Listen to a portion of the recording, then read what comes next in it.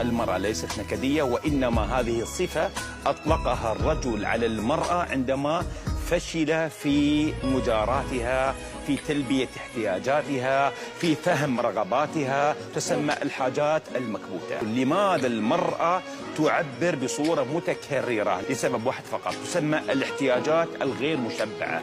ما وجدنا امرأة أشبعت حاجاتها النفسية العاطفية اللفظية المادية الجسدية الوجدانية وهي نكدية، ما وجدنا إلى الآن. التكرار معنى أن هذه الحاجة مهمة بالنسبة لها. المرأة يجب أن تدرك بأن كثرة الزن على الرجل تسبب عنده حالة إياج. صحيح. الرجل ما يحب، تعال عند الرجال قول لي أحبك أحبك أحبك أحبك، يتوتر. أحبك يعني كلام جميل، يتوتر. الرجل ما يحب التكرار لأنه نكدي. لأنه نكدي. هو الرجل النكدي المشكلة أن الرجل ما يستطيع أن يفرق بين المشكلة الخاصة والمشكلة العامة. يعني مثلا مشكلة صار عنده في العمل، ممكن يدخل البيت يزعل